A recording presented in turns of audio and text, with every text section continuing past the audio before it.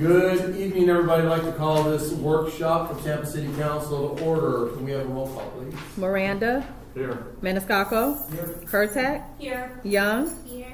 Vieira is absent. Carlson. Here. And Clendenin. Here. We have a physical quorum. Thank you. I appreciate everybody the opportunity to be here to have this workshop as we prepare for the Charter Review Commission. The purpose of this workshop, per City Council's instructions, is for us to have a casual conversation to present ideas of the council's ideas, our group ideas, to the Charter Review Commission members for consideration and deliberation as they prepare for their work. This does not preclude each one of us individually speaking with our members of the Charter Review Commission, offline to talk about our ideas as well. But this is so that we at least have a collaborative discussion about what we want to present as a group. How this meeting is going to go, we've conducted roll call. We will have our discussion, and then after our discussion, we will open it up for public comment for members of the public that are here. But before we do that, I'd like to take a point of privilege. I know there's a couple of people here that are appointees for the Charter Review Commission. If you're on the Charter Review Commission, would you like to come up and introduce yourself for the people that don't know who everybody is? Hi, Bill. Hello, everyone. Bill Shafino.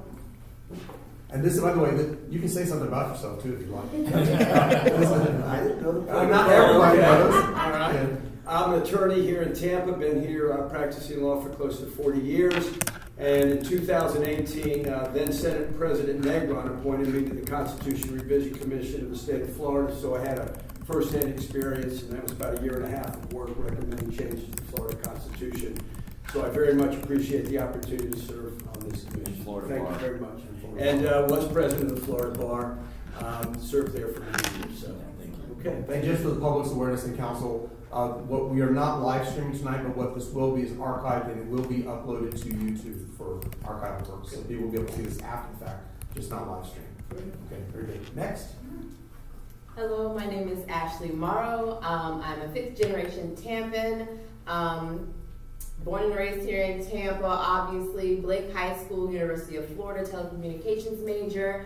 I'm a professional photographer. I was a high school teacher at Armwood for a few years. I enjoy education and teaching the youth and adults. I was appointed by the Naya Young as City Councilwoman Naya Young.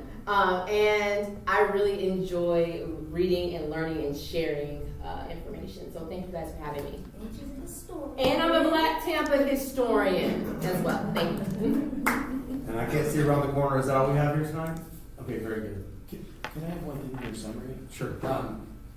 Whatever we agree to tonight also does not preclude the Charter Review Commission from bringing in new ideas. Correct. This is just guidance or suggestions. It doesn't mean they're not restricted to these ideas. It doesn't mean they have to listen to these ideas. These are just suggestions. Well, and I think that exactly correct. This is going to be a living committee that is going to be able to take input from ourselves, from the public, and their own ideas that they bring to this process. But this was a way, because you don't want to necessarily have a group start off cold. You want to have ideas out there, so at least kickstart them into doing stuff. So I think that was part of this and having ability. Councilwoman Hurtak. And I wanted to say thank you, and to add to that, when Councilmember Carlson and I were on the Charter Review Commission last time, that was one of the things that there were some things for us to consider that the previous council had put together. So I think we are following that tradition. Just Okay. Good. Well, it's all new to me, so this is a new process. Okay, so several of us have communicated some of those ideas, our ideas or proposals. We have a couple of documents in front of us that contain some of those ideas and proposals. I will entertain who wants to speak first about what they're thinking of this process, and who would like to pitch things for the process. Who wants to start? Councilman Carlson, I'll nominate you. yeah. I sent out 12 ideas a couple months ago, and these are just ideas that I think the way that they build documents from last time, I think the questions not as written language that could be used in the charter, just questions to discuss so they can go through them in detail. And the idea here is that they'll discuss something like this rather than the formatting of the, whether it's left justified or center justified. So let me enter, so we make sure we have to cover that. Also, part of this, I guess we should do, let me take 5 steps back here real quick about giving us a synopsis of where we are. There are going to be a different couple components of this. Then you've got the 2 parts of the charter. One of it, we have to discuss how this charter review commission is going to deal with the legislative side. They're going to make suggestions for legislative changes, but this is just the part of the charter that we control. The other thing is we've requested through our former city attorney, which I'm sure Scott will pick this up as well, for our legal staff to go over for the kind of scriveners and issues and like how things are justified and some of the more grammatical and structural parts of the charter, so that to have them suggest that what we've said is we're going to compile all of those changes, have the charter review commission deal with those at the end. So only do the substantive stuff first, and then all of the grammatical and typographical stuff second, so they don't get bogged down in the that kind of stuff at the beginning. Actually, Sam, would you come sit up here? Would you like to give everybody a synopsis of where we've done with the work so far with the Charter Review Commission? I'm putting you on the spot. I can do it. I can do it, but I think you've done so much heavy lifting. So that we've scheduled the first meeting of the commission, and there's been a lot of behind the scenes work happening to facilitate that. One thing that's going to go online tomorrow is we're establishing each one of the members with their own city email addresses, so that we can keep them in the sunshine. Our security division is going to be distributing that information tomorrow to the members of the Charter Review Commission, so they will have City of Tampa email addresses so they can conduct all their official business. They're all going to be parking in the four-part parking garage. Sam is going to distribute that information to them tomorrow as well, so they have the codes to get into the garage, so they have free parking. What else do I need to fill in? Where are we at with Well, I have a question about Yeah. that. I mean, if they aren't here, why can't they just use our parking? we were going to leave that up to each individual. Oh, okay. So, Okay. I mean, you're obviously, as Use always, my space if you- so as always, you're always, you Okay. can do that. But if you do that, if you do let them make sure that their license plate is registered, Correct, yeah. and that the security guard understands that they've got permission to park there. But that's going to be latitude of each individual, because I didn't want to make that decision for each individual, Oh, because I that don't know makes what their sense. conflicts Yeah. are. Oh, the webpage is going on, we have a webpage, we're making last minute changes to it, so there'll be the review commission will have its own dedicated webpage, which the agendas will be published on, and meeting notifications. It looks good, it's fairly basic, but at least it's a dedicated webpage. As per the rules of they're going to have their own chair. The facilitator will lead off the committee meetings initially until the chair is elected. And then once that chair will do the parliamentarian type of work for the committee. So if there's motions that need to be made and those types of things, they'll gavel in, gavel out, make motions. But the facilitator will generally run the meeting if it's not parliamentarian.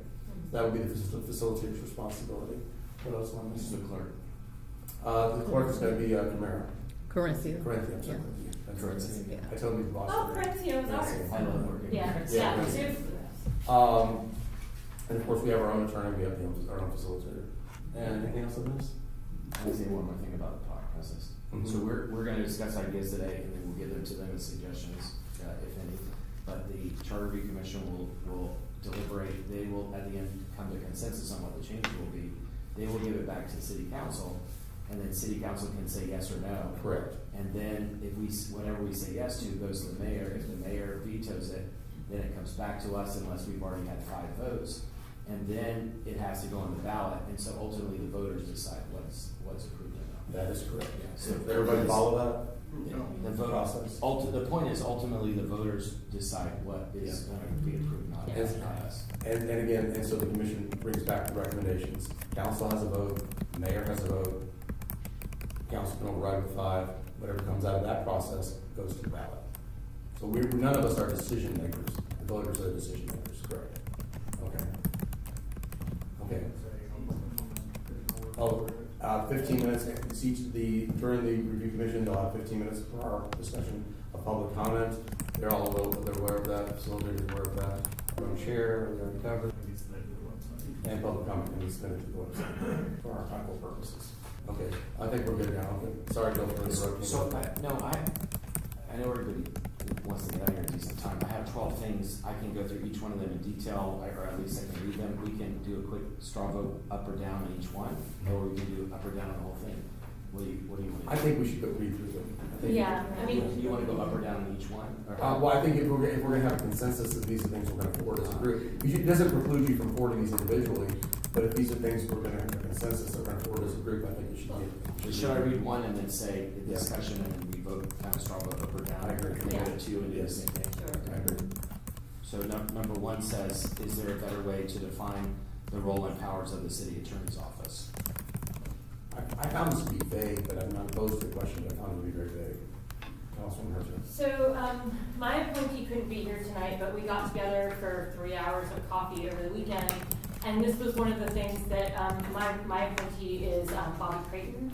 And he has already done a lot of research on city attorneys throughout different communities. And that was one of his, things that he found that it continues to be, regardless of the community, an issue. So I think these types of questions, although they're broad, is kind of where we are right now, where every community has to decide for themselves, every council, every administration in every city has to decide how this is going to work. And what he found is that there wasn't one like solid answer that a lot of people used, and that most cities grapple with this same question. So the first 6 of mine are all about the Yeah, city attorney's office, agreed, because and I think that's the most I- important issue we have to address. It's also why I picked a former Florida bar president as my appointee, because I wanted him to look at it from a legal point of view. And I tend to agree. I think anything that discusses the city attorney, the powers, the roles, the conflict of interest, I think those are issues that we grappled with in the first one that really haven't been solved, but were helped because of the city attorney. Andrea really helped with that, but that's a person, not a role. So I think the question here, is there anybody that objects to this? I mean, it's broad enough. Is there anybody here that objects to this being? 1 through 7 are all city council attorney, and then we should forward those ideas to the review commission. Anybody object to it? Well- Does anybody object to that? Could you simply just read them for the Yeah, read it for the record? public too, because the public doesn't have copies. Second, again, these are just questions for them to discuss.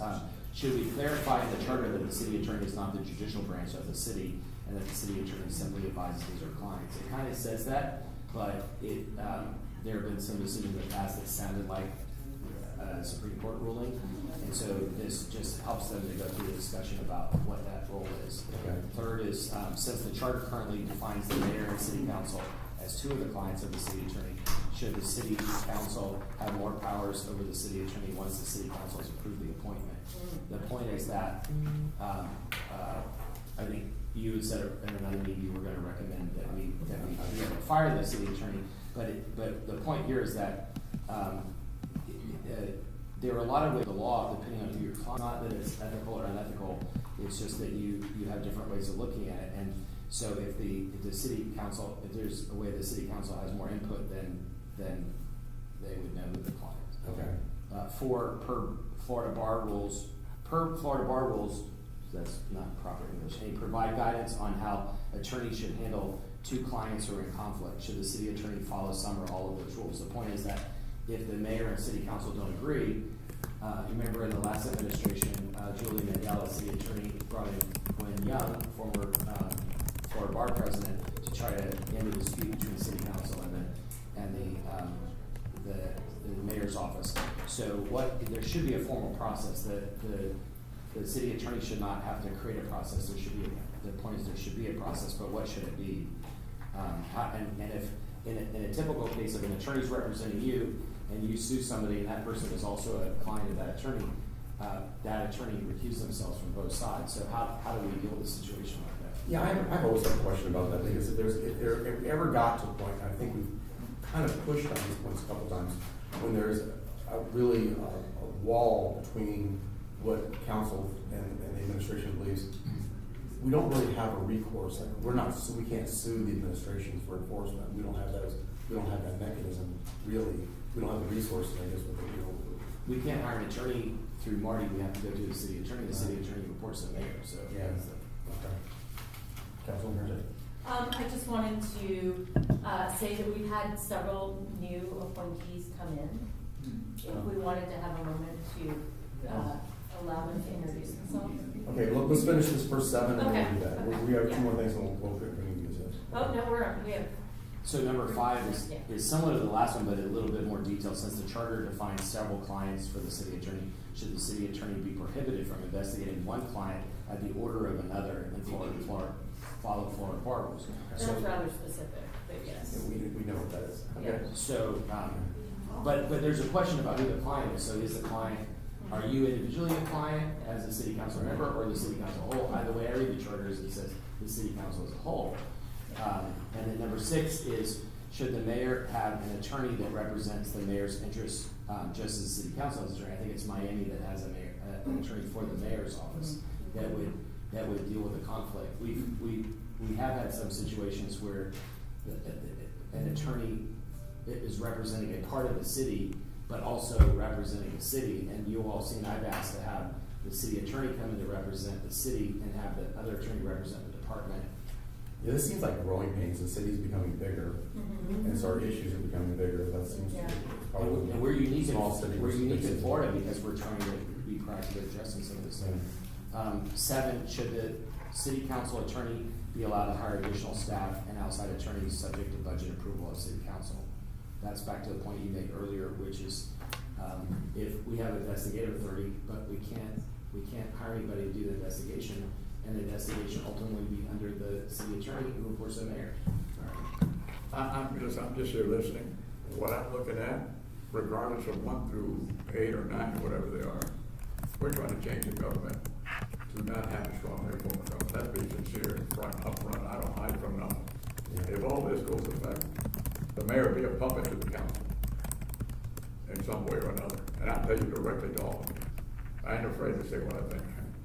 So that's what you want to do, count me out. That's not at all what these questions are. Well, when you read this and you digest it, all of it, that's what it points to me as a criminologist. I'm not smart, I'm not stupid, I'm just a human being. It doesn't change any of the powers of I understand. the mayor under the But when charter. you want the right to fire somebody with 5 votes, No, we're gonna go there. We're not there yet, we're still. I know, but I said 1 through 9. Do you want me to keep going, or you want to introduce the people?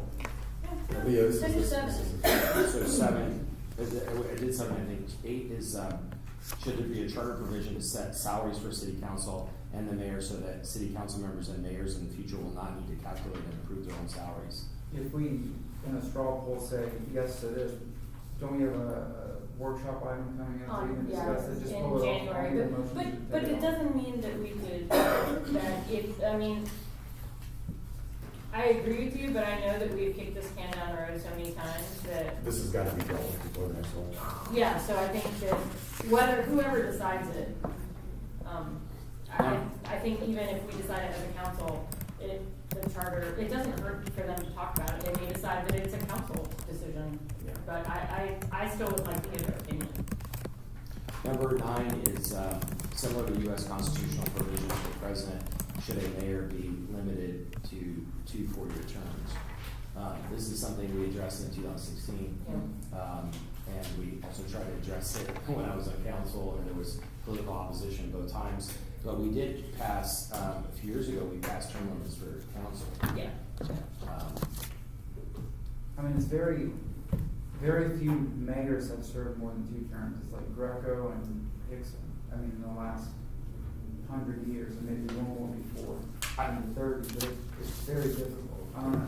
And just before anybody starts making any allegations too, I talked to Marty, and there's no way with the election at the same time as the next election for council and mayor, there's no way it could apply to the next, whoever the next mayor is, it would apply to the one after that. Yeah. No, it's just three terms has been historically tricky, you know, so. Councilman Moran? Just to listen to the comparison of what we're doing. If some city attorney, mayor, whoever the mayor comes in, just say every 4, 5, 8, 4 years or 8 years, they usually talk to the attorney, bring their own attorney that they have confidence in. That's how I've seen it in the past to some degree. But yet the council attorneys, they're forever. So if you want to set one standard, you gotta set the standard for both the administration and the council. Well, that'd be up to I mean, we don't have to keep the same. Well, I know that, but I mean, there's no way. We can change council attorneys tomorrow, so does the mayor, you know. So. But they, But on the other side of that, we Hear that, Marty? could still have the same city I know, I'm not attorney. saying We we could can still change have it, the we same can. city attorney for the last 40 years, we just haven't. But that's not, I don't think that's I mean, The other thing is we're not allowed to talk to each other outside of meetings. The mayor and her people can lobby all of us individually, and so or whoever the mayor is.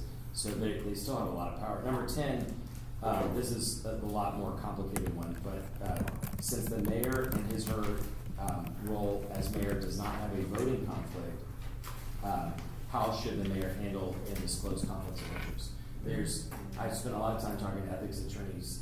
There's not a lot of case law regarding this, and if the public would like there to be some mechanism for a mayor to disclose conflicts of interest and to recuse themselves. And there are government agencies where, to avoid a conflict, executive directors or CEOs of government agencies have stepped aside from a process where staff was involved and the CEO was not involved. And there must be some way that we can talk to the ethics commissioner, look at the Florida bar, and figure out how can it really it doesn't punish a mayor, it protects them, because if somebody finds a conflict of interest that has not been disclosed, that's where the problem comes. Yeah. Sir? Councilman Maniscalco. So I have to fill out a Tampa Theater Museum of Art and a Strat family member, a vendor, any connection. I mean, I think, and that's board position. It's a good point as a mayor. You don't know if hiring family members or somebody's connected financially or whatever. And like you mentioned, the mayor can lobby, or their people can lobby city council members for a specific contract or project. And is there a financial gain from somebody connected? There's nothing in the Florida ethics that You said it's very vague. It's a prohibited conflict. That's the problem. There's no guidance from the advice I've gotten on it. The mayor doesn't have a voting conflict. And so the idea would be maybe to talk to Florida Bar and the Ethics Commission about what a narrow path. Again, it's not going to apply to this administration. Well, again, this is just supporting this for discussion. Yeah. It doesn't hurt to discuss it and have that answer, ask and answer. Yeah, and it hopefully would protect somebody in the future so that they wouldn't get frivolous complaints. Yeah, that's fair. I think that's pretty fair. The mayor sitting on the Aviation Authority Board, the Port Board, DIA Board, they do have voting conflicts that there is a mechanism there, but not sitting as mayor because they don't vote as mayor. Yeah. but they do have the ability to override or to veto things, so kind of do. So right now, I think I agree. right now, if it's a prohibited conflict, the only remedy is if somebody finds a conflict, they go through a long process to accuse the mayor of having a conflict, and then the remedy is to end that situation, end a relationship, end a job situation, or they have to resign. That's the only remedy. There's no remedy to separate yourself from the process, and I think there should be a transparent way of doing that. Okay, that's fair. Again, they would have to discuss it. Number 11, should a process be created to arbitrate settle disputes between the mayor and city council since there's no judicial branch? At the federal level, if there's disputes between Congress and the president, Let's boil into that question. it could go to the Supreme Court. But, in 2018, there was a 2-paragraph memo that said, by the then city attorney, that said, my memo supersedes all ordinances, which the charter doesn't allow, and that from this point forward, the city attorney must not get approval from city council for settlement agreements. And Andrea, when we went through that a few years ago, Andrea agreed with us, and we got rid of it because there was an existing ordinance that was on the books, and there's no mechanism for a city attorney to overdo that. So the point here is, what do we do in a dispute? Julie Mandel went to Gwen Young, but that's not a provision in the charter. She had to make up that process. So ideally, we would not have to go to court to settle a dispute. If we had an arbitration process, this is what companies do to settle disputes. For example, we would go before 3 arbitrators, and we could define what that would be, and then settle. It would be a legal dispute, not a political dispute. Yeah, also, with the creation of boards like the Citizens Review Board. That was the controversy. Yeah. And that's where, who had the authority to create a board and who could appoint, and it was back, and it got settled, whatever, a deal was reached, but yeah, there was no clarity. It was city council attorney versus city attorney, and it got real heated, but again, if the charter review commission can discuss this, to create a mechanism so it doesn't happen again. So there's no ambiguity.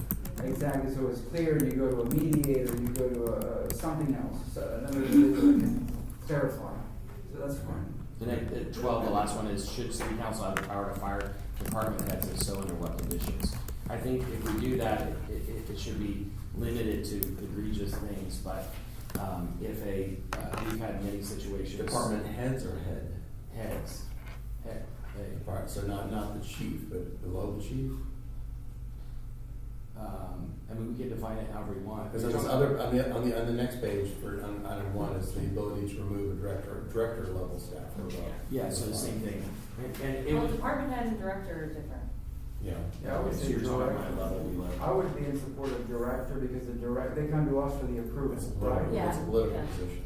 You know, Agreed. and in this case, it should be. These are the career department. people. These are political people, these are career people. Okay, let's just, you wanna take out 12 and replace it with your number 1? Yeah. What is it now? Strike 12. That's director level staff. Okay, yeah, swap it out.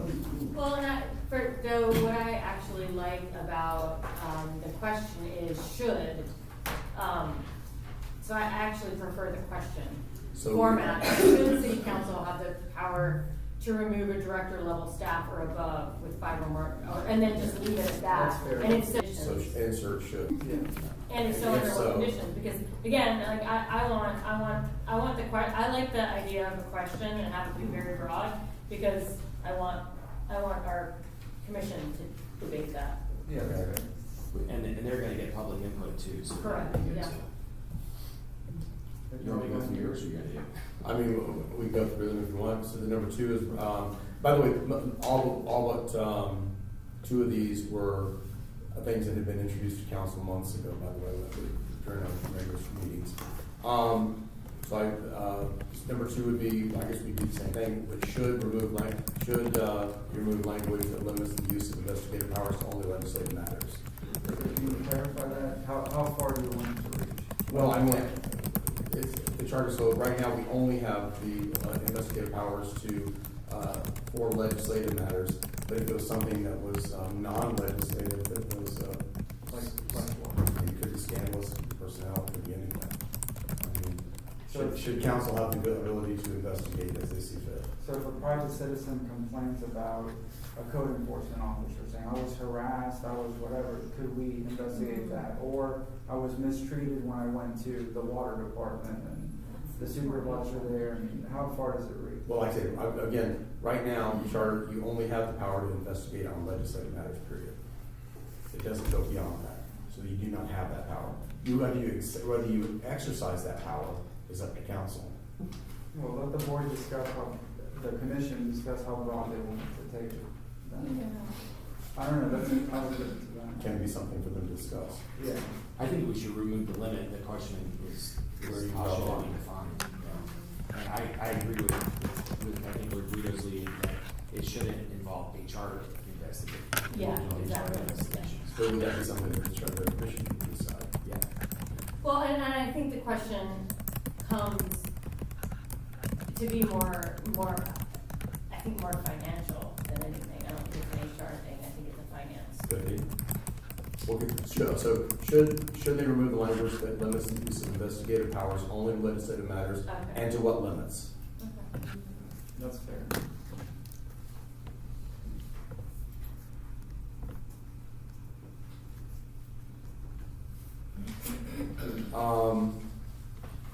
Should Tampa City Council be allowed to hire staff they see fit to carry out their legislative duties? What does that mean? Like, Right now, we are only authorized to hire the staff that we have, you see currently. okay. If we identified a need, I mean, I actually don't support this, I don't believe it's needed, but I know in the past people have talked about having a legislative chair, you know, but we don't have the authority to do that. Yeah, I mean, I can support something like that. I don't know how far you want to take it, like the city council get, I don't know, what's another example? Like the county commission, they have a driver, for example. You know, I wouldn't be in support of that. You know, that's- I fully support that. Absolutely not. You know, like, how far does it go? Councilwoman Burton. I think I do think that it would be interesting to see if they could broaden this, because one of the things that we don't tend to have time to do, you know, the addition of Ms. Pesky has been great, because we have to do less focus on financial, or, you know, diving ourselves, when we can kind of work with her. I kind of feel the same about some of the legislative things that come in front of us. Not to be too specific, but like South Howard among comes in them. You know, if we could get some folks who can do some research on legislative issues. Well, I mean, and that to me that's is all good something. conversation, but Yeah. right now we're limited, we don't have the ability. But I know, but that's what I'm saying, is it, you were asking for examples, that's my example, is to have someone, so policy is really what I'm looking for. So we have a financial person, and then we could have a policy person that could work on larger issues, or a couple of policy people that work on issues. Councilwoman Young. No, I was just saying, I think that's a great idea. Because especially, you know, amongst all the other things that we have to do, you know, I like to be well versed in, you know, everything. I mean, it takes time to do that research. I mean, I was a public policy intern. That's all I did. Was just literally research policy, and you have to be able to provide it with that explanation. Well, I think, you know, the pushback on that would be to say that they increase the legislative aid salaries for one, because that's they're supposed to be doing that stuff. That's why we compensate them so well.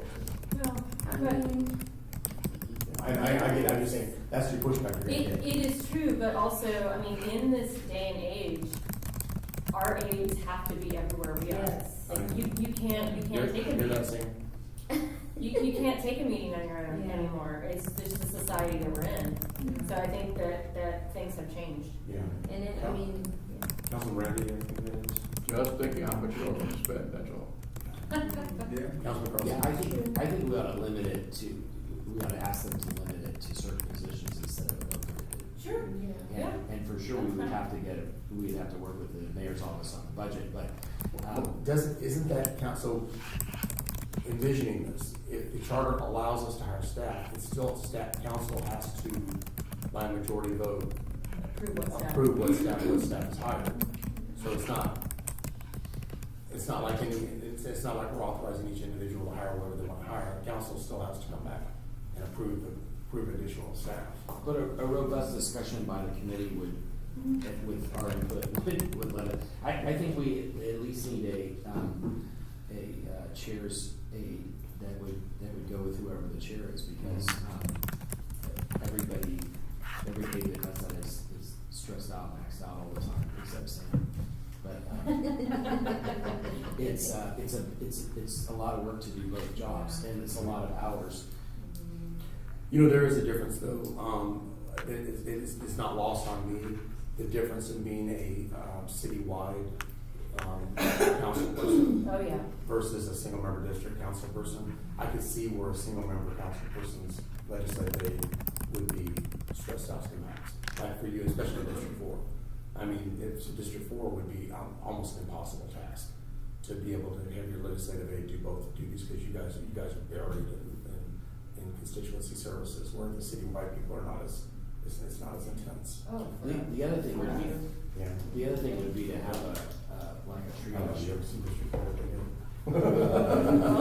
Yes. I get the nasty voicemail, and then I call them back, and they say, "Oh, I'm surprised you returned my call." That's their job. But All right, let the commission talk about it. another idea would be like a triage person, not called that, but somebody who we could, because we get a lot of emails sent to everybody, and one aide will respond and say, okay, respond to that person. But if we know that certain kinds of requests will go to the triage person, it would be like an aide to handle That's those true. such requests. Yeah, I always wonder that, because so many of those things you see, you're like, oh, did somebody respond to these? Well, they have their own chain. Yeah. They have their own email chain and their own text chain. Like they figure it out. Yeah. Okay, so I don't hear any objection to having this sent back up. Okay, require a vote by council for any bonding over Yes. $10 million, an individual vote. Yes. First of all, how many bonds are given out for $10 million? No, that's part of the problem, is we authorize the project, and the bond is bonding. They have to have a standalone individual vote on a bond of $10 million or more. So So that actually has to come, that you are authorizing the bond, $10 million. Just because you said you're authorizing a project, Doesn't mean, you know. but, I mean, I understand this, but that's part of the problem. It's not the bonding, it's understanding the totality at the beginning. But knowing that's the question has to be asked and answered, that the council has to vote on a standalone vote to bond that project. And while I agree that that's something that's important, how do you put that in the charter? That's my question, because what happens in 10 years' time when the baseline is really 20 They million? have to increase it. But that's what I'm saying, then it has to go to the voters again.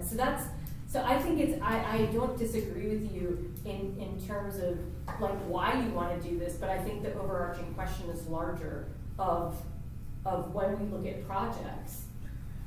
You know, I don't know that this is a charter commission thing, they can talk about it, but I really think this is something that we have to figure out legislatively. And I will go back to my point of, we just don't say no often enough. Well, can we leave it in there for them to discuss? Sure, That's what sure. that's what the, Yeah, Yeah, I worry about that one. yeah. I I think hear we ought to what you're change, saying. I think we ought to change the word bonding to debt.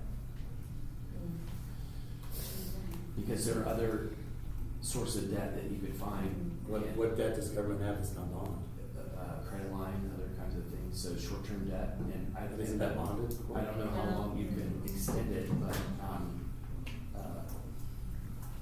I think we approve, it seems like we approve almost everything anyway, but it would be good to do that for transparency purposes. I think council should be required to know that whatever they vote on. Let me ask one question, being the devil's advocate like I always am. So then you can bond anything you want for $9,999,000.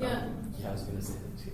That's, I mean, that'd be realistic. We've seen that happen too. yeah, it's, 99,000 strategic plan. yeah. So maybe just be a dedicated vote for any debt, any bond, any debt. I think it's worth the commission review. Yeah, I think you should take the over Over 10 million out and just. Strike over just 10, just say discuss. any bonding, Yeah, so just how do we, or any debt. yeah. Require vote, council will vote for any debt. Yeah, I'm curious to see what they do Yeah. with that, but. Okay. Anybody object to that? Allow city council to initiate amendments to the Tampa City Council budget during the Yeah. respective fiscal year. Yeah, this really should be our responsibility, if we are the ones handling the budget. No further discussion. Allow city council to modify contracts presented for approval rather than simply approve or deny. And that's what we have right now, is that the contracts, when they presented before us, we do not have the ability to make modifications. This is up and down vote.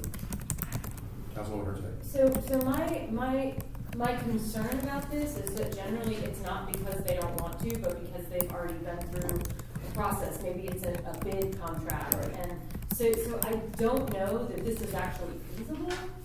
I understand what you're trying to say, but I would say that not necessarily contracts, but even, I think you go further back to RFQs, that sort of issue. And Those will be hands off. We wouldn't have the ability to, but if it's just a contract. It's like, Justin, do you have any thoughts on that? What was that again? I'm sorry. So this item is allow council to modify contracts presented for approval rather than simply approve or deny. Because right now, we do not have the authority to modify any contract. Well, you're getting on the road negotiating a contract, so then who does the vendor know to talk to? The mayor, individual mayors, it's a little problematic, a little risky. But it isn't, sometimes we get into a point that all we have to do is make one modification and we can fix the problem right there. And you can make a suggestion of the administration, and the administration say, oh, no, that's a good idea, let's do it. And that's kind of what I've seen in the past.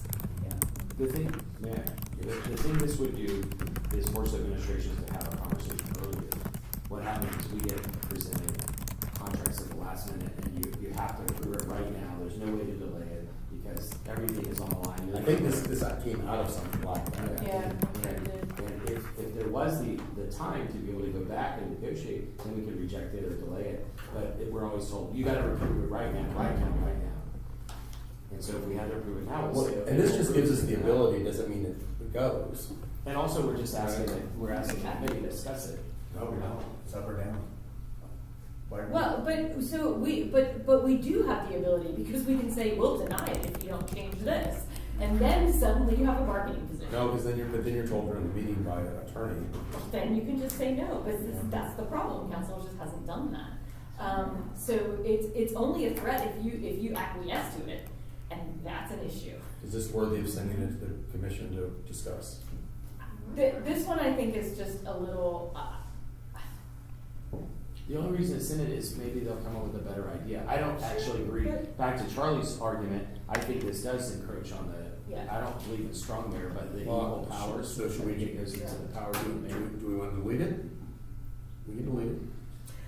yeah, this one I just don't, I Delete? don't, yeah. Any objection to delete this one? So, Okay. So number 6, we are. reading number 6. New positions or salary changes above a given percentage after budget approval requires a majority of council.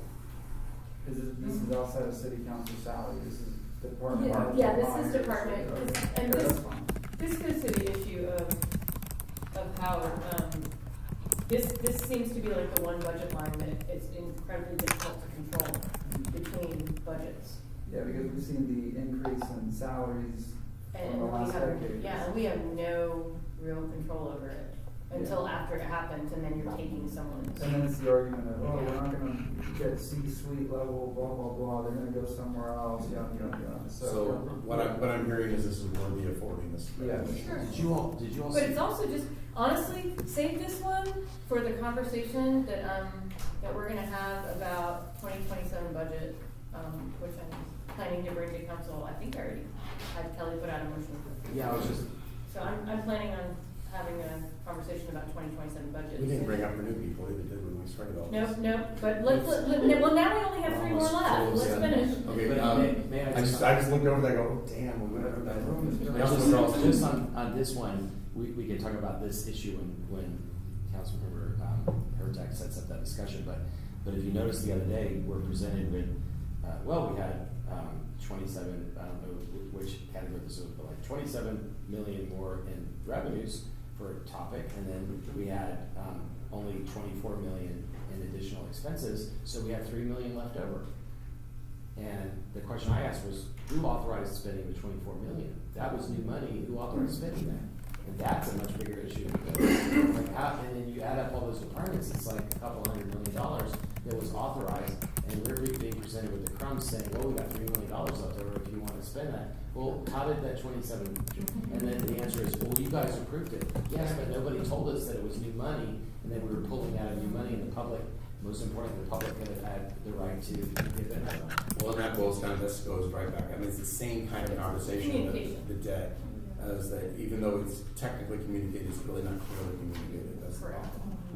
Okay, so I'm not hearing any objection to number 7.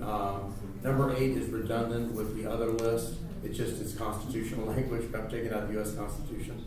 So it's basically redundant with the, We'll take out, it's already dealt with. yeah. Number 9, should council have the authority to override mayoral policy or executive orders with 5 or more votes? I think it should be discussed, I don't know that I agree with it, but, nowhere in the charter does it say we have a strong mayor form of government, nowhere in the charter does it say we're part-time or full-time. I think this is well within the conversational aspect of the reason we have this commission. Because the city, the constituents and the voters of the city need to decide how they want their government to look. Any other discussion on that? I think maybe under certain circumstances, but again, to clarify a point earlier, the charter does not say strong mayor anywhere in there. All strong mayor means is the mayor does not sit on city council. That's all it means. So, and it's a generic term. So, but if you look at the balance of powers, I think we need to respect the intention of it, and there are a lot of checks and balances. Now, it might be worth having a discussion about it, but anything that severely handcuffs a mayor from making decisions, I would be against. But there are ways that we can work around it. I look at this very similar to the United States House of Representatives, Senate, and the executive branch of government. What they've already, where the House can override vetoes, the House can the House passes, you know, and with the House can pass language and mandate and control budgets. But they can't override an executive order. Right. So, and So again, I, But I'm saying, again, this would be discussion to have Yeah, for the but commission to a have. real world benign example, the issue of naming came up a few years ago, and the administration came back and said, well, we put together a committee, and John Dingfelder tried to name something, I told him this all Senate, so the administration held it, put a committee together, came back with some recommendations from the committee, great recommendations, but the advice of the legal department was that the mayor had the right to do that without city council approval, and I argued against it. I think we argued against it.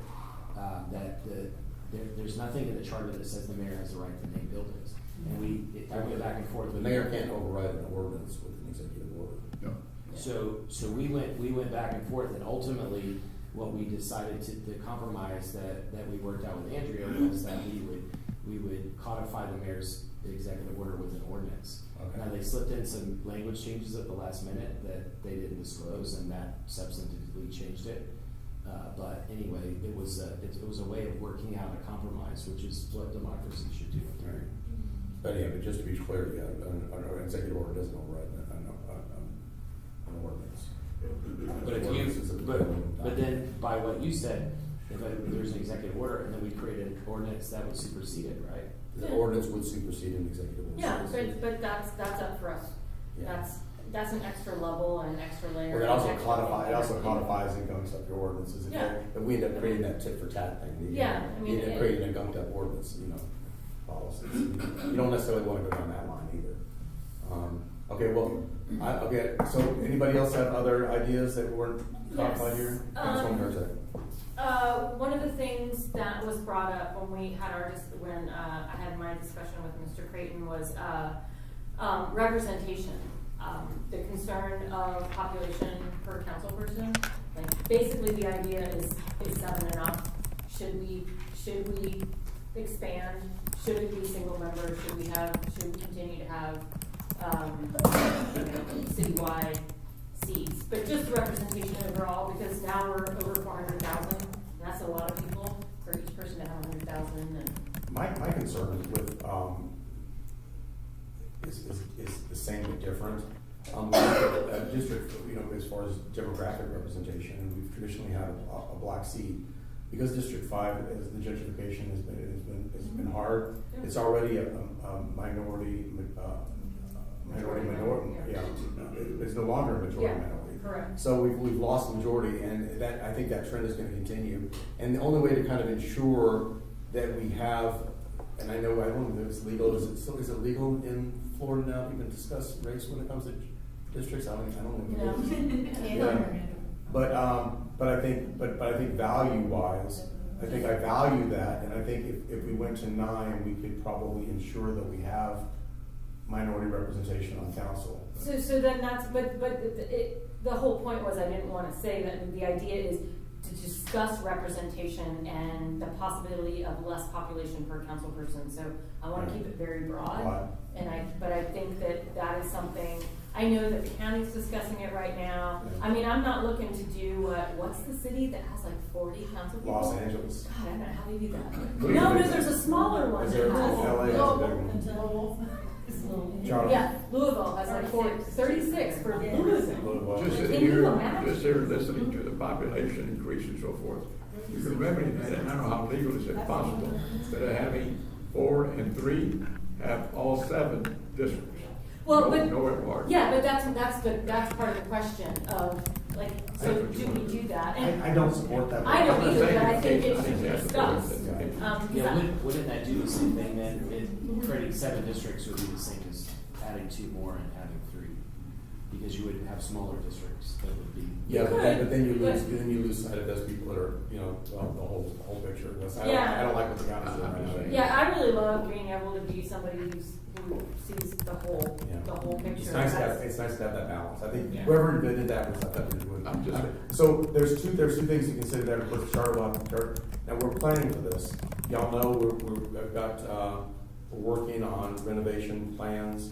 Couple of proposals. One, potentially building a new building in the Brickyard. that could house a council chamber and a police station or something over here This to, is a gorgeous historic building. Why would you ever because take because Cedar that used to Valley be a out of historic building that replicated There the was historic the building. annex next year Yeah. without the tower. Yeah, They so demolished it it. would replicate what used to be here, they tore it down, which is sad. It was a beautiful building. The second thing is, moving council, taking over the entire third floor. First floor is kind of out because of the ceiling heights and ceiling heights, not even security. We can We have do, security. no, we can do the security, we can resolve that, we can't resolve the ceiling heights. Yeah. This floor is so much smaller and our bathrooms. The bathrooms and the ceiling heights rules out the first floor. So it's taking over the entire third floor and to be able to, because we'd have to expand council chamber for sure. So that, just so you know, that's out there in the discussion. So, I mean, there are there's opportunities, I mean, there's even opportunities for TMOG for that too, but, there's things that we could do here of like expansion and replicating the old historic building here if we needed to. But there's opportunities. You know, if you ever look on the second floor here, you see the walkway that goes in nowhere, that would have gone into that other building. And that was, Oh. that was Yeah, that's right. Yeah. That's right.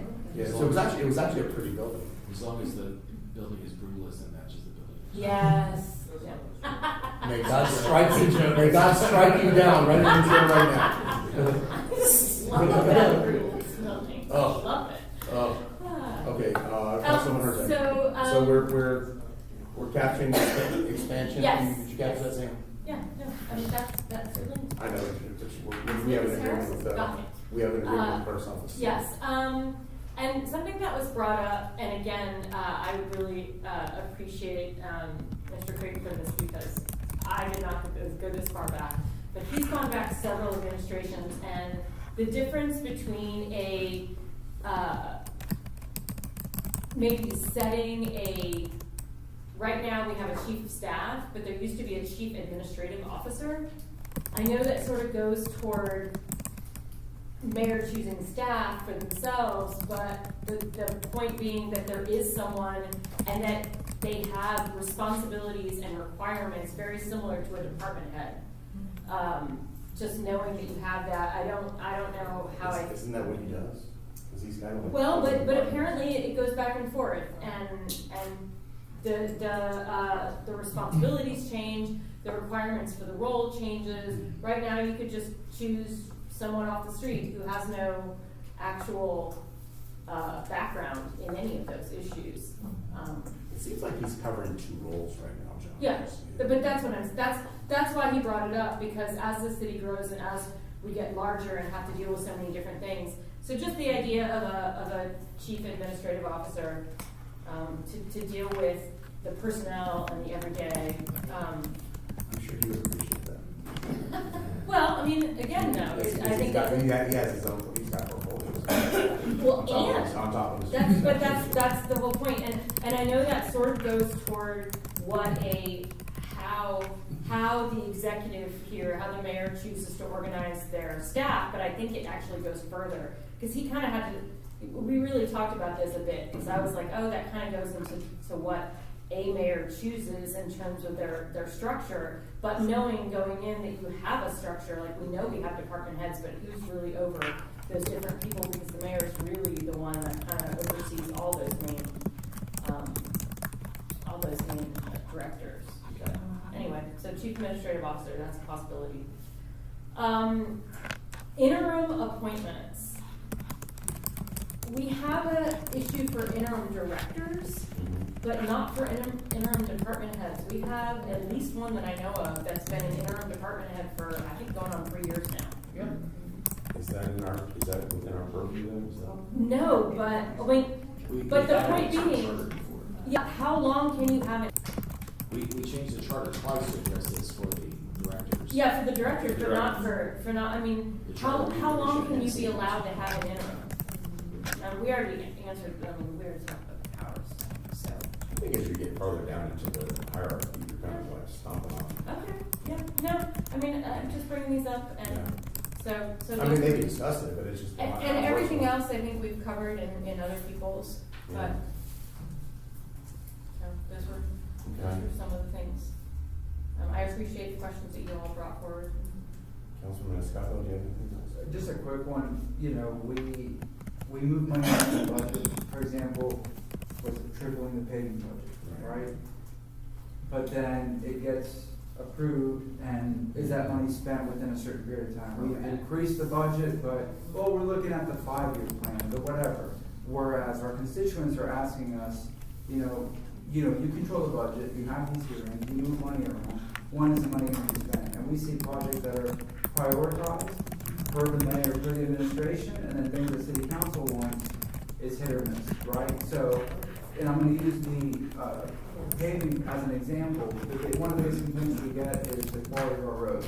If we say, hey, we approved this budget in September, we start the fiscal year, we have X amount of millions of dollars, that money should be spent either within that fiscal year or within a fiscal year of saying, we're gonna pave these roads, we're gonna bump these projects up, because now we have the extra funding, as an example. So, to wrap it up, if city council, if we motion to allocate money for certain projects, that money needs to be spent and within a certain period of time. Now, if it's a grand project that needs design and has to go through multiple processes, I get it, but if it's something as simple as increase the maintenance here, pave more of these roads, X, Y, Z, it should be done within a specific period of time.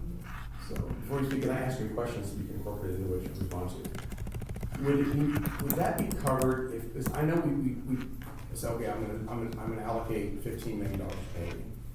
Would it be within council's purview to say, I'm giving you $15 million to pave a street?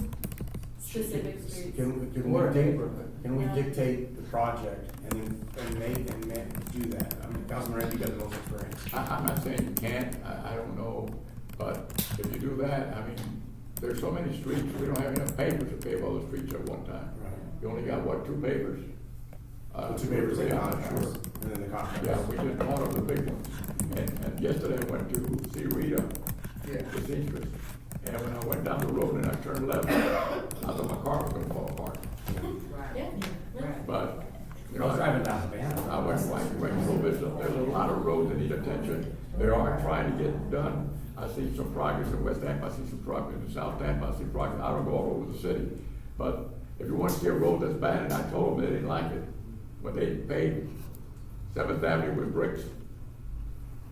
Drive your car through there one time, and you tell me you drive it through it the second time. That's a way of slowing traffic. Slowing traffic. Oh, yeah. You slow traffic. Well, You can't go just- 25 miles an hour. But I don't have an answer to that question. So here, in more detail, if it's a matter of we only have 2 pavers, right, we allocate. Papers and contracts. We do Well, some contracts. if city council were to, and this is just, we can do this on a broad variety of projects. If we say we're gonna allocate another $1 million for another paving machine, that allows the city to say, now we have 3, now we have more equipment, now we can speed It's up. a now we crew, can- that's the paving machine and the crew. So- Yeah, and then, however to fund it, if we approve that or allocate that amount of money, and if we use it as, neighborhood specific, not you gotta pave this road, we can do much more than that.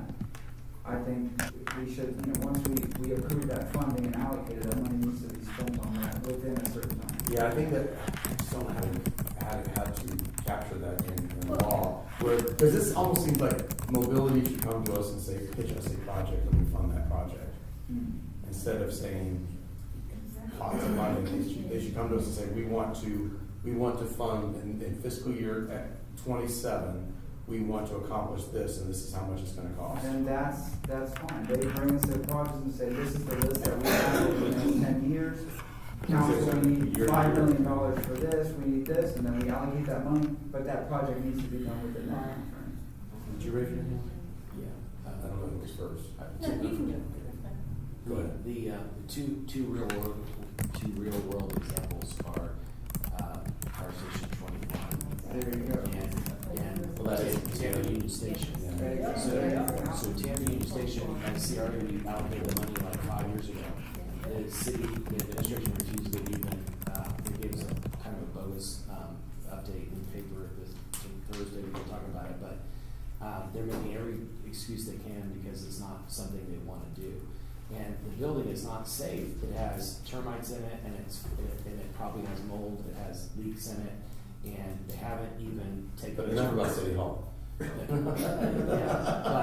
But there's gotta be some penalty at some point, and maybe one would be that, that the money would revert back to control of city council, so after, as you were kind of leading to. That doesn't do any good, it doesn't accomplish the project. It doesn't, but at least city council will be able to reallocate it. What happens is then, if the administration doesn't do it, they can behind the scenes reallocate and not tell us that they did it. They'll just say, here, approve this $10 million, not telling us that they took it away from the fire station like they did last time. So how do you capture this in the charter though? Well, and I tend to agree with that, and that's what I was gonna say, and the answer is, you use your powers of budget, and this council just, we haven't done that before, and that's just something that we have to do. We have to be able to say, you're not gonna do that, then we're not gonna do this. And just by and large, we have not done that yet, but we have the ability, and that's why I wanna talk about the 2027 budget now, in the next couple of months, to prepare us for that, because that is what we should be doing. The city is larger, it's not, and I don't even necessarily think it's not necessarily this administration and in this city council. It's now that we're going forward, as we grow and continue to grow, and our budget has become immense, and there's so many things that we need to do, we all need to be able to find ways to, you don't wanna do this? Okay, well then I'm not gonna do that. So there has to be a more a way to do tit and tat and tit for tat, and we haven't done that as a council historically in at least the last 50 years. So that's my suggestion. I don't know that it can be a charter issue, but I mean, yeah. Councilman Miranda. Thank you, Mr. Chairman. What is a public facility?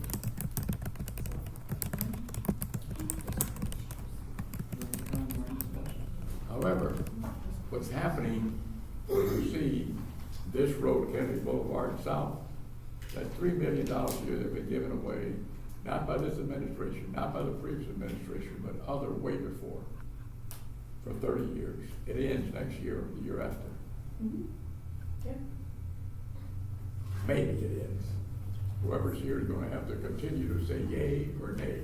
That's $90 million, close to that. Let's say $70 million. I'm gonna tell you where the money went. The garage at Davis Island.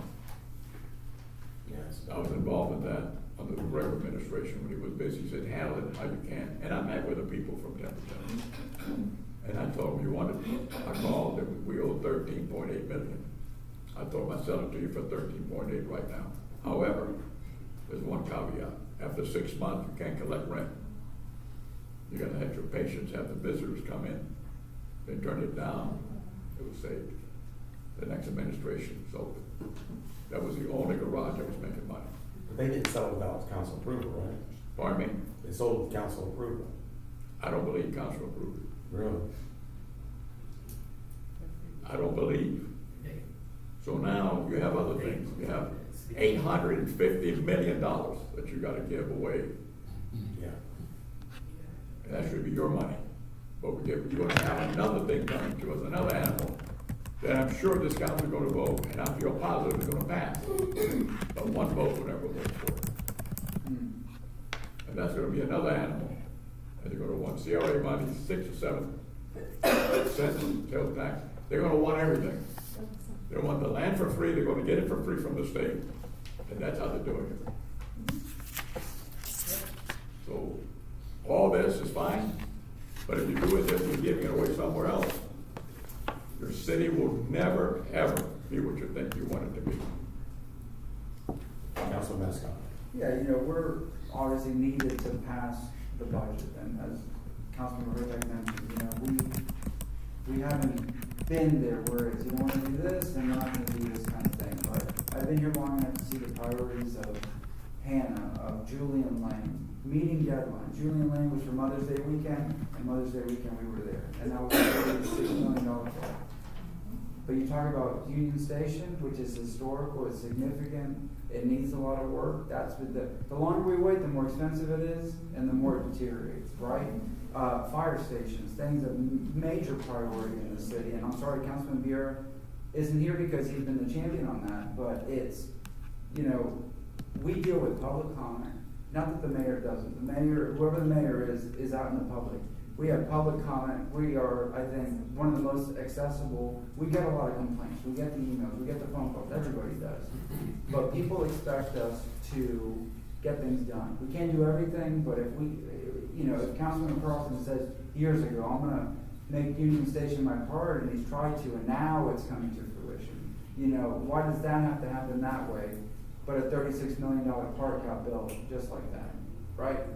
So they need us, they need our votes, because that's how it works with us as a city council in moving the money and approving the budget or not approving the budget. But we need to have what we vote on, because we can override the view that, we have authority that needs to get done in a quicker way. And if that's a charter discussion, let the commission discuss it. I need somebody to wrap that into a one paragraph for the charter to discuss, because I figure out how to do that.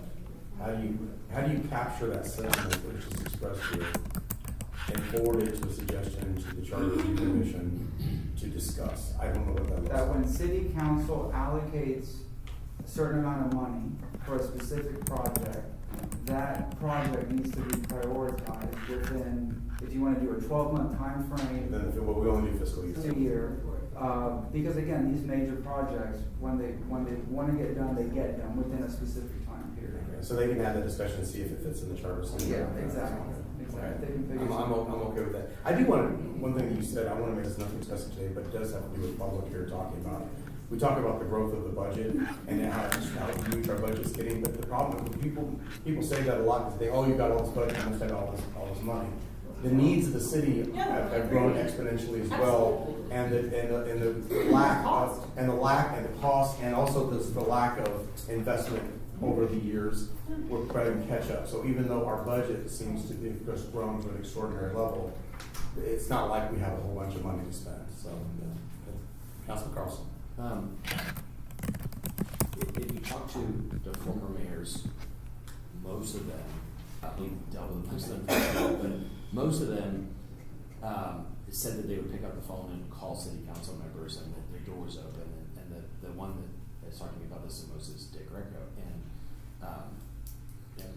Pam Bioria was tough, but she still, as I understood it, would talk to people. And we've all talked to Sandy as well. So the thing is, if you have a mayor who has a collegial mindset, who wants to work with city council, and the door is open even if you disagree, then the charter works just fine. What happens is if you have a mayor that wants all the power or wants their way or the highway, kind of a military style system, then that's another thing. If it's like a military style system where one person is in charge, then city council can't conform to that because we're elected by the people. And so if there's some way, all of that is to say, if we have some way that if we get the wrong kind of mayor that we can kind of force negotiations, that would be better. Not to take the power away from the mayor, but just to say, look, there are certain boundaries here. You can't just say it's everything I want and only that, and I'm going to ignore everything else that the public wants. I don't know what the language is, but the context of it is that we have, even though most of the mayors have been collaborative and good for the community, we have to anticipate mayors who want to fight city council or ignore the public's interest. I mean, in my experience, I have an issue, even as a college student, Ioria, and I spoke with her when she was mayor. I literally called and she let me right in. I don't know. When I was a college student, we visited Martinez. And now she called in. Councilwoman Young. So over the questions and just kind of listening to the conversation, you made a point earlier, Chair, you said getting bigger, so I should getting bigger. And what I see with these is it kind of, in a way, kind of forces, but not in a negative way, like accountability and collaboration.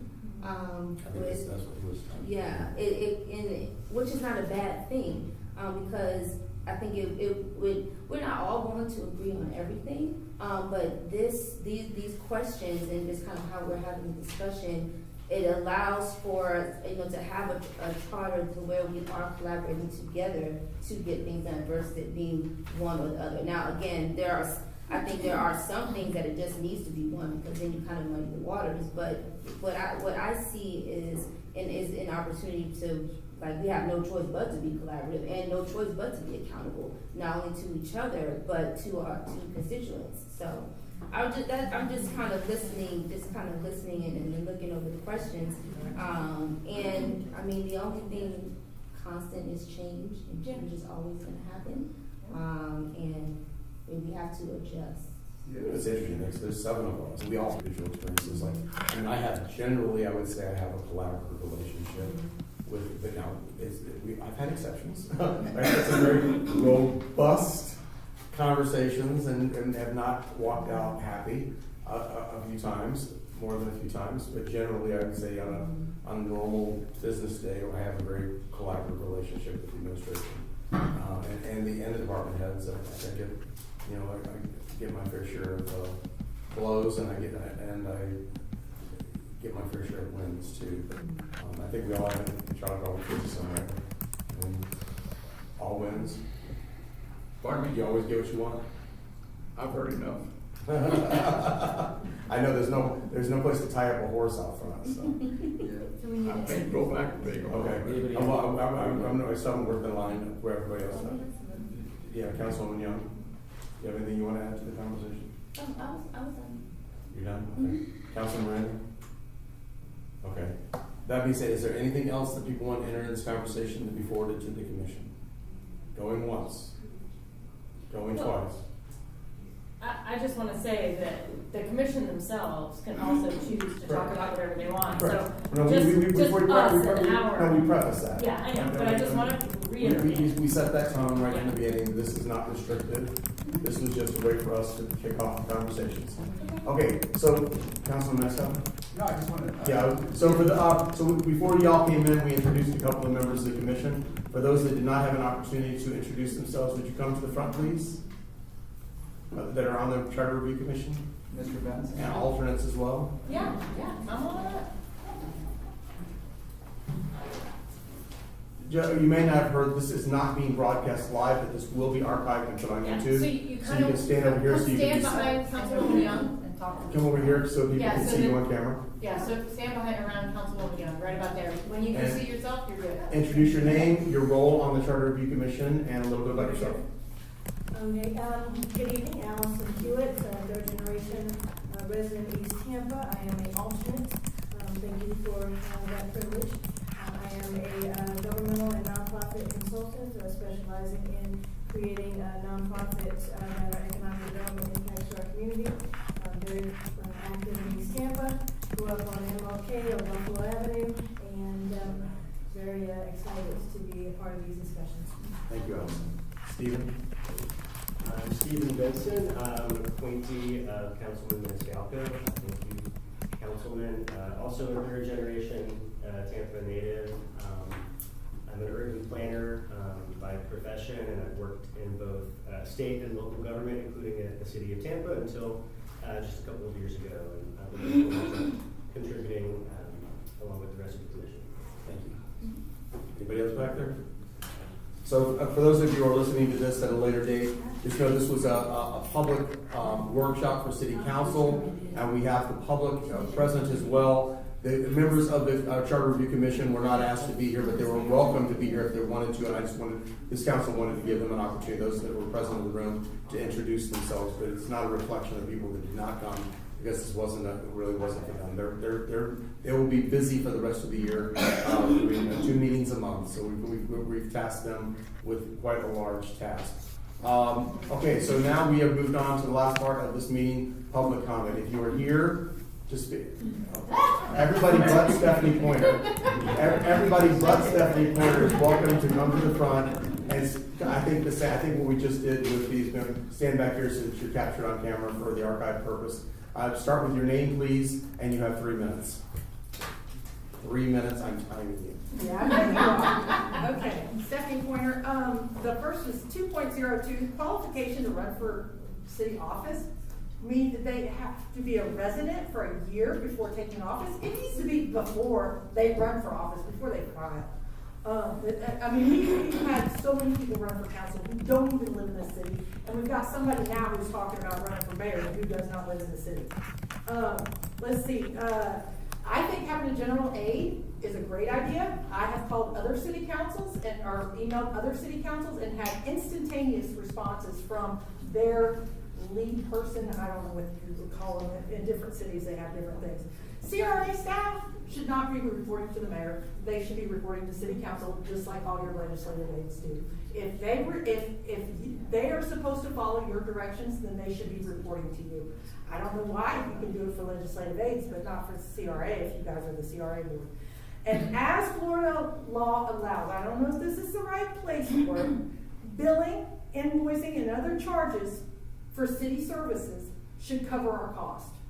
And that should be put in place. We had services just in the last month that haven't been raised since I was 18 years old.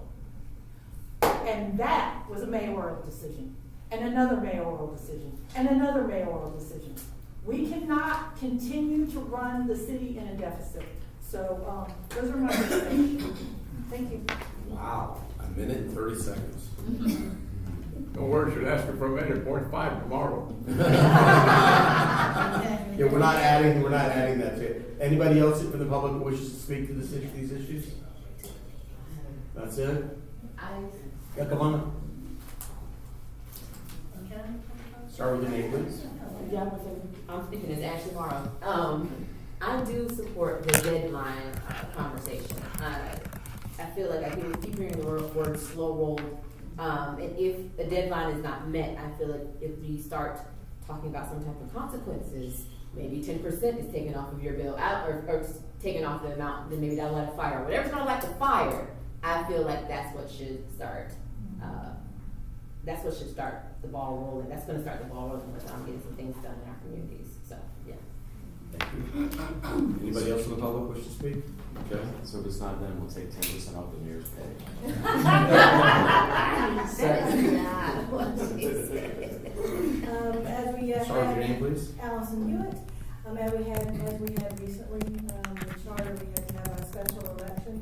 I believe that we should potentially address not having a seat empty during the budget season, and to have an alternate option to make sure that a district is not represented during that, because if they come in after the budget's done, then you just have to adhere to whatever the administration does.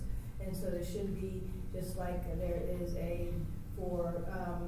to do the redistricting, there's a 5%, once the population hits this amount, then we have to redistrict. Well, it should be also maybe a touchstone that says if it's going to be during the budget season, then the council can want a temporary interim representative to be able to make sure that that district is represented through the most important time, which is the creation of the budget. Thank you. That actually, I'm a little surprised that Ms. Pointer did not talk about that, because that was your, for quite some time. We can't. Oh, okay, well, then I'm verified. Anybody else in the public wish to speak? Hearing none. If there's any other new business, anybody else want to speak about any of that before we go on? Councilman Scott. I just want to thank the board members. You could have said no, and this is a lot of work, and I thank all of you for stepping up. I appreciate we have a wonderful, I think it's a wonderful commission, especially Mr. Stephen Benson. Great choice. I want to thank all the council members that did not put Stephanie Pointer on. Hey, she got her hand full of the bubble. You know, I kid Stephanie Pointer because she knows I love her. You know, I want to make sure that people understand that the prior Charter Review Commission set out a new territory, and they did this, and they handed us a roadmap for this process. This is not a pro-council agenda. This is not a pro-mayor agenda. It's not an anti-mayor. It's not an anti-council. This is just discussion to try to look at rules that maybe could clear things up, provide better guidance for future mayors. Most of the people that will live under this will not be us. There'll be other people sitting in these seats that will be living by these guidelines. It won't be anybody sitting in this room. I think that don't look for hidden agendas. Look for we're trying to improve a process, improve a form of government as the city grows, the city explodes, and that we've observed problems in the past and trying to find a solution. Some of this discussion may not be the solution. Hopefully this commission will be able to sit down. That's why we've given them a lot of time. We've given them a lot of meeting time. We've put a lot of responsibility on them to be able to really flush these items out. So we're looking for them to be able to bring that in. And for those of you who have looked at this commission, I think this council has done a wonderful job, and the mayor's done a wonderful job of putting consequential people. We've got a lot of really good people on this thing, that are smart people that are gonna be able, especially with the absence of Stephanie Pointer, they're gonna be able to have a really good product. But, I wouldn't say that if I didn't feel that way. No. Okay, anybody else? Anything else? Can I just add to what you said? This is our process. The mayor also has appointees. The mayor and her people have the right to talk to any of our appointees. I have not, my appointee's a former Florida Bar president. There's no way I can control him if I wanted to. So he's going to make his own decisions. If anybody wants to lobby him, they're anywhere in the community or the mayor's office, they can lobby and they can push whatever they want. And then ultimately, We're looking for the best product. Yeah, the last one, a couple times ago, the mayor through her PAC even ran ads against it, and all but one of them passed anyway. So there's all kinds of opportunity for people to weigh in, but ultimately the public will decide. Here, you can have the pen, so I don't steal it. Okay, very good. Well, hearing nothing else, this meeting is adjourned. Can I I'm just sorry. make it clear to make This sure meeting is that, not adjourned. I call this meeting back in order. just clear for the record, I just want to make sure that this is correct. We're transmitting the following questions to Charter Review. Carlson's list items 1 through 11. Well, I think what we're gonna do is, Sam has captured some of the stuff too. So Okay. we had an agreement ahead of time that we'd work with you guys to make sure the language is correct. Okay. We'll clear it back through council before that is done. Got it. So we have a Thank you. final list that will be redistributed to council so that everybody has a clear understanding of what is being transmitted. Because we knew this was gonna be a little bit more of a haphazard workshop. So that's why I had Sam taking those two, prepare and transmit. Got it. Thank you. And I don't know, maybe that was, I don't know who that was through, but I know Marty worked out that agreement. Okay. Okay, council, this meeting is adjourned. Thank you very much.